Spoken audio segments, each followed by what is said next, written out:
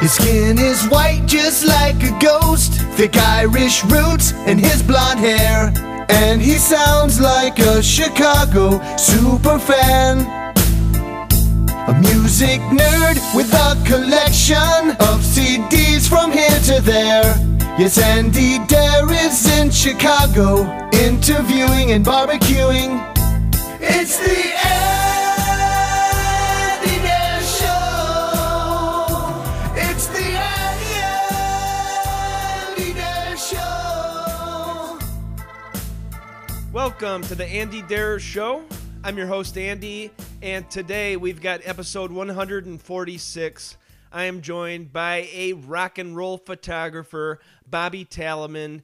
And the last couple years, I'm obviously checking out a bunch of concert photos and stuff like that, just browsing the web and looking for guests for the show. And it turns out a lot of these guys, all their pictures have a little watermark on the corner, and it says Bobby Talamine Photography. So, of course, me being a curious mind, I decided to check out his work, went to his website, bobbytalamine.com, and was inundated with a whole bunch of cool stuff ranging from the 70s, 80s, 90s, and today. And the guy works so much. He's got an awesome eye for photography, and he's been doing it a long time. He's got a lot of cool war stories from the photo pit. And I thought it would be an interesting chat. The guy couldn't be nicer. The guy's got some awesome info about behind-the-scenes stuff. His first concerts shooting Led Zeppelin, some cool stories with that. Things to avoid if you're a photographer of music. The whole thing of social media and everybody having a cell phone with a camera. That whole debate, we get into that. And Bobby's a cool dude. It was a nice chat. And I totally thought it totally fit the Andy Dare Show to have him as a guest. Obviously, the podcast format does not exactly fit itself perfectly to photography, being an audio thing and all.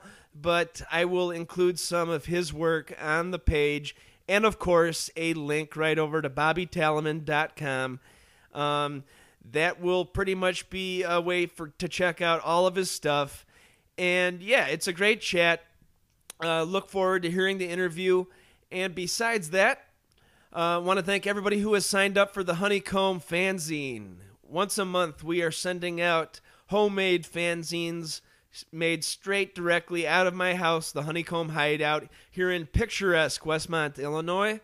And it's going to have concert reviews. It's going to have doppelgangers, courtesy of my friend Tyler Kale. It's going to have concert reviews, album reviews, poetry, artwork, humor, all sorts of stuff. Do check it out. To subscribe, it costs you $0. You just need to send me your mailing address, or you can call and leave a voicemail at 630-341-3022. Tell us who you are and where you're living, where your mailing address is at, and we'll start putting you on the list. I want to thank the 30-plus subscribers that we've got.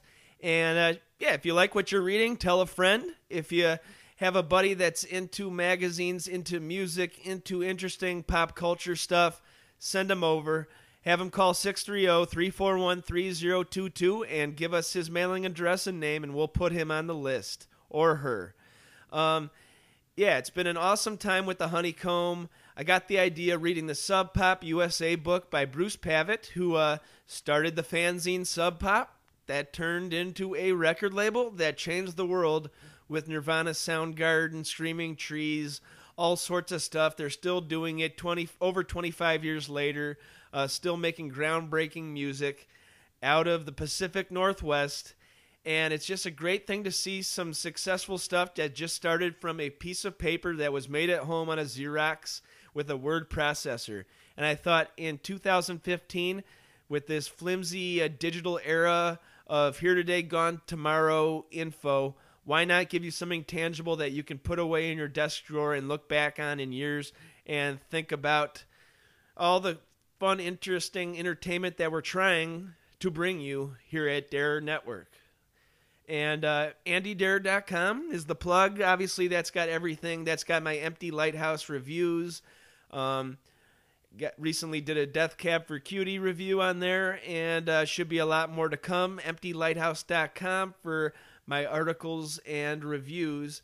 But really, you can find everything. You can find all my social media platforms. You can find the Empty Lighthouse reviews. You can find, obviously, the Andy Dare Show. You found it already, but you can find more of them. You can find our archive at archive.org, which has got something like 155 episodes and totally free, streaming at your will whenever you want to hear. If you go through the list and you see there's a guest that might interest you, check it out. Couldn't hurt. And while you're at it, thanks for supporting all of our awesome sponsors. We've been doing this for over 4 years now, and without you guys supporting our sponsors, we would just be doing this for free. So it means a lot. We put a lot of work into this. We put a lot of work into promoting this. So thanks for supporting the sponsors. Thanks for listening. Thanks for telling a friend. Thanks for checking out my other guys on my network, Tyler Kale, Jay Porks. And me and Tyler have a brand new podcast called Spin Class. It's a weekly discussion of a classic hip-hop album. We're 2 episodes in. Find that at spinclasspodcast.com. All right, so I think that about does it. And I just want to thank you for listening. And onward and upward, here is my episode 146. Picture this, with special guest Bobby Talamine.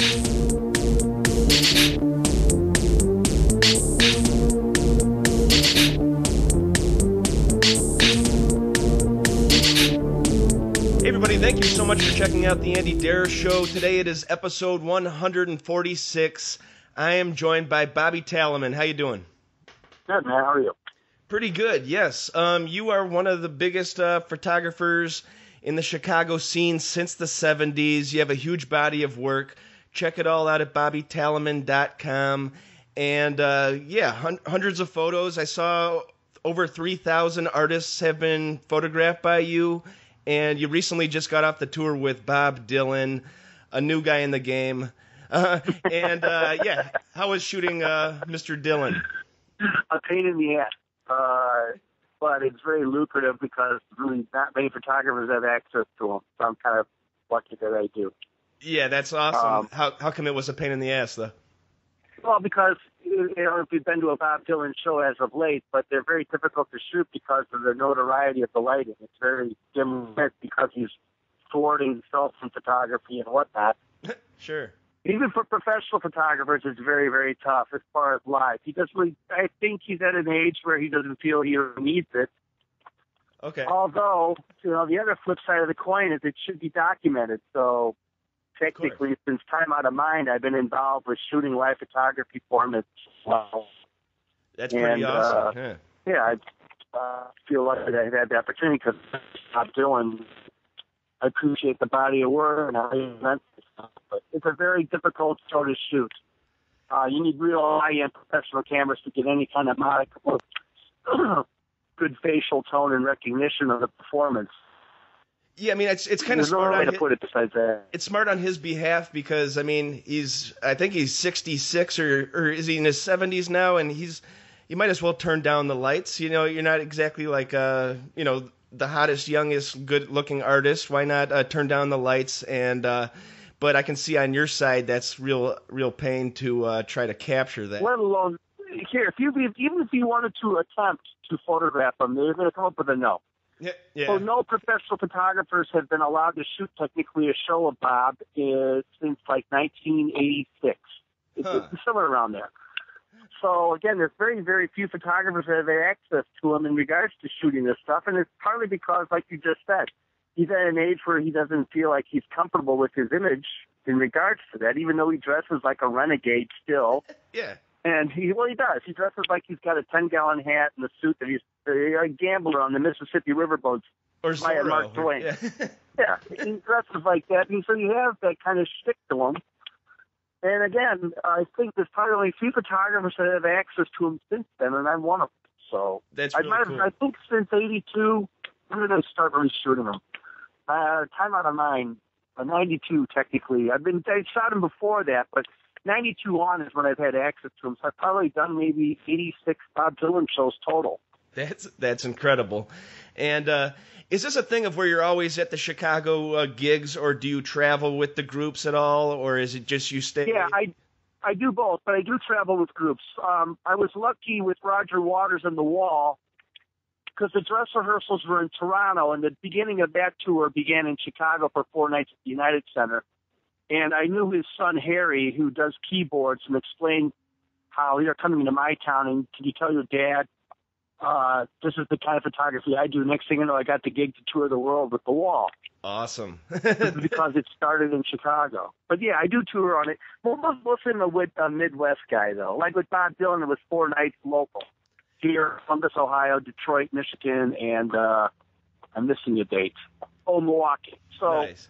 But technically that's my route. It's within like an hour, six-hour drive of Chicago. A day trip of Chicago. Nice. Yeah. And talk about something that is eye-catching and a complete spectacle on stage, The Wall, compared to Dylan, which he's got the lights turned low. The Wall is, an incredible every sensory overload type deal. And, that might be kind of an easier shot because everything's already on stage presented for your eye already a little bit, right? Correct. It's a theater production, correct. Although big in scale because The Wall covers the width of whatever arena he was in.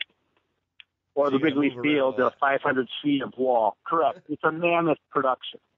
That's awesome. Yeah, it's easier to shoot because it's theater related and it's got a story to tell. Cool. You mentioned this before we started recording, but going back and looking at all the work, are there photos you have no memory of, or is it a lucid thing of you see the photo, you remember where you were at, what you were feeling that whole day? It's more what you just described. The early 80s was kind of a blur because of my episodes with partying with certain bands. No Sure. offense.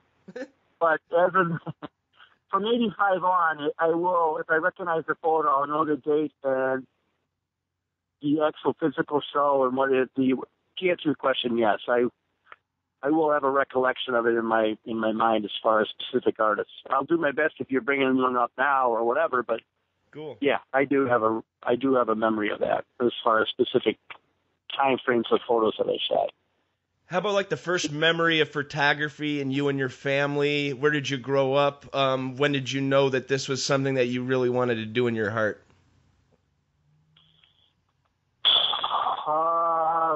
1975 is when the first band I ever photographed live was Led Zeppelin, courtesy of my sister. Prior to that, probably the early 70s, when the Circus magazine was just starting and Cream magazine, not Rolling Stone in particular, real rich imagery in those two publications. And when I would go to the local record store, I would see those images. I knew in my gut, even without really not knowing photography, that was something I wanted to do, that I think I could be good at doing it, believe it or not, even though I was naive and stupid. But I knew then, and I grew up on the shore. I grew up in Lincolnshire, Illinois, which is about an hour's drive north of the city. Sure. Nice. And that's where I went through high school before I went to college and came back to Chicago. But I grew up on the shore, but I've been a fan of rock and roll and music imagery since probably fifth or sixth grade. Okay, awesome. Is it a thing of where like the equipment and getting your hands on an actual legit camera and nice equipment when you were in high school and stuff, was that a difficulty? Was it mowing lawns? Was it finding odd jobs to try to get stuff like that? No, it's pretty. You're asking good questions. I've been interviewed a lot. These questions never come up. The answer is I'm impressed. Thanks. In regards to the question of cameras and stuff, the first show I ever physically shot was the physical graffiti tour of Led Zeppelin. Now, I came in with a Pentax SLR with a 50-millimeter lens and 3 rolls of film, and I blew through the film within like the first 2.5 minutes of the first song, Rock and Roll. And meanwhile, now I'm out of film, but I realized there's only one other cameraman in the photo pit. It was Neil Preston, a West Coast guy who actually was the tour photographer for Led Zeppelin for many years. So as much as I was unlike then, you could be in the photo pit for the entire show, believe it or not. So I saw the entire show without any working film or without a camera. from that pit, but I was more watching Neil, since Neil, probably the biggest photographer of the 70s is this guy. And I was writing down notes as far as the kind of camera gear he was using, how many rolls of film he had. When he opened up his, again, I did not even talk to the guy, although I knew who he was. Okay. And all right, so he's 36 rolls of film. He's a Nikon camera guy with 4 different lenses. Started writing all that down and realized this is not cheap. But I did ask my mother at the time, this is what this guy was shooting with. And even though she couldn't afford the Nikon, we got something similar. And even though she couldn't afford 4 lenses, zooms were becoming popular. And the rolls of film were on me, but I would do what Neil was doing, 30 rolls of film, which was averaging like 2 rolls per song, give or take. So that's how I got my start, was just that. But yeah, even in the 70s, it was not cheap to buy all the gear I was just talking about. Well, but I wanted to follow Neil's footsteps, so Nikon. That's how I became a Nikon guy, was because of Neil Preston. That's awesome. And, like, you could have seen that show as a complete bust, running out of film and just giving up on the whole thing. Real smart of you to take notes on the other guy, the more established guy, and seeing what he's doing and trying to mimic it in your own way. That's pretty awesome. How about you ever have an equipment crisis? Well, this is actually what you just said, but as a band's about to go on, something's not working, you ever drop a camera, anything like a bad story from shooting a band? Yeah, right. I could just say immediately last year, right. I love Riot Fest, but opening night was horrendous. Mm-hmm. One of my favorite bands of all time is headlining the Riot, not the main stage, but one of the second smaller stages, Slayer. Nice. But that was sideways rain, 40 degrees, muddy, awful. It was raining probably from 4 o'clock on, off and on, but by the time it came on, it was just a mess. And as I left that venue to go into the press tent, I slipped on mud, and the whole camera bank fell in front of me, and I crushed it with my body weight. Oh, jeez. Took out a Nikon D4 as far as it. I was able to save the memory card, but the camera got destroyed. Oh. But yeah, no matter what, I can bring up a half a dozen other instances similar that were just like shooting Tool in Lollapalooza was a total mess to my cameras because of the amount of body surfers that were impacting my. Oh, geez. It's physically abusive, this show. But where's the security? Well, it's again, another band that's very notorious with photography, similar to Bob Dylan, these guys. So I got the okay from management to shoot from the crowd, which was a huge mistake. As much as I'm a huge Tool fan and have seen them in arenas, but never in an outdoor venue like Lolla, mm-hmm. I didn't know to expect that mammoth of a circle of a mosh pit. It was the largest mosh pit I think I've ever seen, but ever. I don't think anything will ever top it because that's like 60,000 kids all in unison slashing about to Tool. But yeah, I can give you a dozen instances where cameras have just been taken to the World War III and back. That's incredible. How about like nowadays in 2015, you got all the kids with their cell phones in hands, watching vicariously through their screens. I had an interesting show about 3 weeks ago. I saw Scott Lucas in Local H in Bolingbrook out here. And, Scott doesn't like cameras. He doesn't like the phones up. I've noticed that from a couple different shows. But I saw this one. He mean mugged the guy in the front row, and I go, okay, I'm going to put my phone away. I didn't really have it out that much, but I'm just going to watch out. And in the middle of the song, he walks over, grabs the dude's cell phone, and whips it behind the drum riser. And everybody just started laughing. Yeah, everybody just started laughing, and he took a couple songs, and then he apologized to the guy and said, "It's not that I hate you. I actually love you. I'm sad that you're turning into a robot. You'll get your cell phone back, or if I broke it, I'll buy you a new one. How about everybody put the phones away?" And is that something even more in your heart as a photographer, being like, why is everybody... Can't people just enjoy it and then see the photos the next day from the newspaper or on the website? The cat's out of the bag. As much as I appreciate what Scott Lucas was portraying there, and I know Peter Frampton's another one who I've seen had a confrontation similar. Sure. And City Winery is a venue in Chicago where, like Lindsey Buckingham, same deal. The guitar player from Fleetwood Mac, was really pissed off about the same thing. Why do people insist on doing that? Well, you know what? Technology is to the point where people can do that. If they want to save some kind of imagery from a show, even though it's crap, that's basically their prerogative. I mean, as much as if you're an artist, the cat's out of the bag. There's no way you true. just quickly put a post-it on the 8x10 little notice saying no photography, including cell phones allowed. Still, if it's a 300-person venue, up to 5,000, up to 15,000, there are going to be 20 or 30 postings on YouTube or online of that show in particular, even though the signs say that. The cat's out of the bag.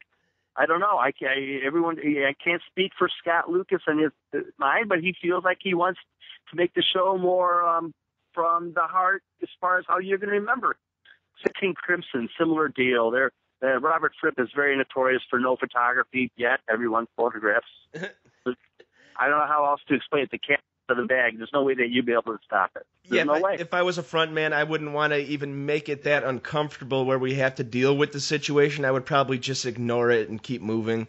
It's right. 2015, as you said, the cat's out of the bag. But how about a thing like Instagram where you can say it's a good or an evil thing for photography? Good in that everybody can now put filters on their pictures, gussy them up a little bit, make them look a little bit more professional. But then on the other hand, you got people posting pictures of their meals, their cats, their dogs every hour on the hour. And I know you're on there as I have no choice. Social media. It's Talamine at Instagram. Yeah. And are you a fan of it, or is it another necessary evil? It's another necessary evil. I am. It depends on the day. Some days I really love seeing the photography that people I follow, or specific rock and roll photographers, and some days I could give a crap about it. But it is a necessary evil. Again, you're asking awesome questions. I don't need. Again, like Scott Lucas throwing that cell phone from someone in the front row. The cat's out of the bag. What are you going to do? You're going to embrace it and follow, or you're going to be totally unknown? I can't afford to be totally unknown. Neither can I. That's why I'm on all of those things. I guess we'll just I'm just about done here. I got like 4 photos that I thought were awesome. Maybe if you can remember them, if we talk a little bit about them. All right, on your website, you got it split up as 70s, 80s, 90s, and 2000s and plus. And in the 90s, you had one of Bono. Just complete ball of charisma. He's got to be another easy one to portray on film. Is he carrying the champagne bottle with Edge in the photo? Yes, that's the one. Yeah, that was the Octoon Baby tour where he became how do you pronounce that? Mesophilias or something? I know what you're talking about. Mesophilies. He had the double horns at the end, and that was prior to him putting the double horns on. It was unique because there was a runway coming out. Did four dates of that tour, if I'm not mistaken. And that band back then was really wanted to try to approach everyone in the audience. I think this long runway coming out, which was unusual back then in the 90s to have that. But yeah, the champagne bottle was to celebrate the fact that, that whole album, that whole tour is about grandiosity. The champagne being, let's just spray the crowd and enjoy ourselves and enjoy the moment. I love stuff like that. Spontaneously trying to live up to the hype of the craziness of a tour. And I think that tour in particular showed you too as far as being pomp and circumstance and embracing it and not wanting to be like unique and aloof. Yeah, I loved it. I thought it was and I love black and white too, by the way. I think that photo is black and white. Yeah, I believe so. Yeah, it was a complete 180 from that Joshua Tree era of complete earnestness, and then they were almost Hollywood stars, The Fly, all that stuff, and calling up George Bush. I thought that was a great tour. The second one is Bowie and Trent Reznor together on stage, probably during their "I'm Afraid of Americans" song. That was pretty awesome. Thank you, man. I've been a friend of Trent since he was with Milton Cox back in the Sure. That's how I met him before his first album, Head Like a Hole. So I've been off and on working with him a lot. And, yeah, that tour was unique because I think I'm Afraid of Americans is what provoked it for the year that, what was that, 98, 97? Yeah, about then. So, David totally loved how Trent was embracing technology and intense industrial disco dance, kind of like Wax Trax, the whole label inspired kind of vibe. Sure. And so we thought that'd be cool to have not only doing some songs together, but embracing my music and what I'm currently doing with what Trent's currently doing to the newer crowd.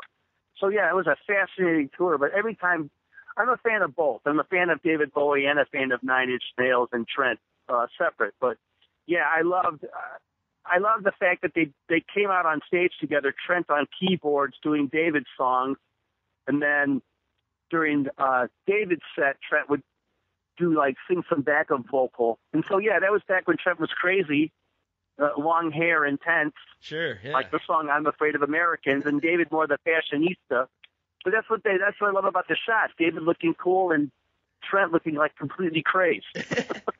Yeah, it's a gorgeous shot. And, my episode a couple weeks ago, Martin Atkins of who played in Love Killing the guy. Joke I'm good friends with the guy. Yeah, and Public Image Limited. Sure, and he had an early story of Trent as well. So it's all coming full circle. Martin is one of the best dudes.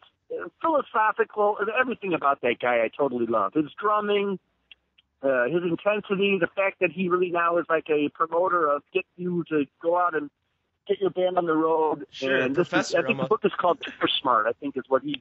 Yep. That's the book out that explains the whole situation, the crazy, nutty world of rock and roll and touring. That guy's awesome. Yeah. Martin, I just love that guy. If there's one guy who could teach a class on how to, do a tour successfully, it's Martin Atkins. And correct. As you said, great guy. All right, number 3 is Eminem with his. He's got the mask on and the chainsaw. I loved Eminem for a couple years, about 10 years ago. Not a huge fan anymore, but this captured him at his, oh geez, I'm scared of this man era of Eminem. Yeah. And, Chainsaw on the Friday the 13th mask, I think.